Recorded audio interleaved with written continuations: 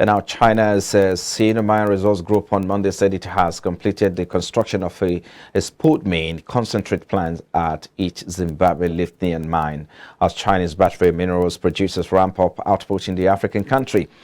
Sinomine bought Bikita Minerals, one of Africa's oldest lithium mines, for $180 million in January 2022 and began building a spodumene concentrate plant while expanding the existing petalite plant.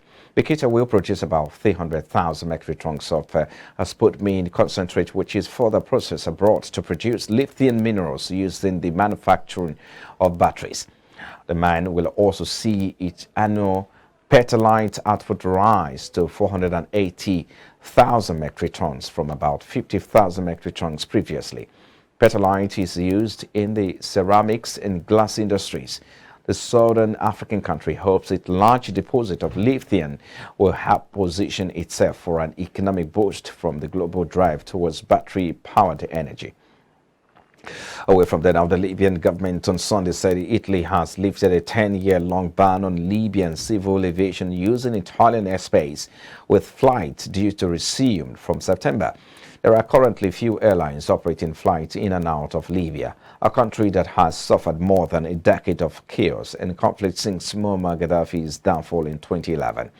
Italian Prime Minister Giorgia Meloni informed her Libyan counterpart Abdul Hamid al-Debba of the decision on Sunday. The decision was announced after a meeting between Libyan and Italian officials and after technical teams from both sides had discussed the result of a field visit in May related to checking safety procedures at Libyan airports. Flights out of Libya have long been limited to destinations such as Tunisia, Jordan, Turkey, Egypt, and Sudan, with the European Union banning Libyan civil aviation from its airspace. On the international scene, U.S. jobs growth slowed last month in a sign that the weight of higher interest rates may be starting to slow the world's largest economy. The Labor Department said employers added about 209,000 jobs in June, the smallest gain in more than 2 years. That was fewer than expected, though.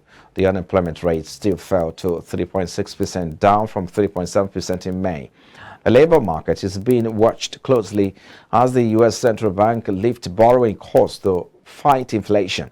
Hiring has remained strong despite the Federal Reserve's benchmark interest rates jumping to more than 5% in little over a year.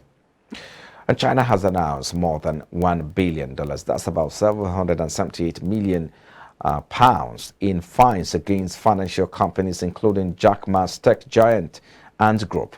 Regulators cited violations of consumer protection laws and corporate governance. The firm operator of payments firms Alipay had been one of the most high-profile targets as officials moved to tighten control of the sector. They also signaled this will end their crackdown on the industry. In the statement, the Chinese Central Bank and securities regulator said they were moving on from the campaign to reform tech giants and shifting to more normalized supervision.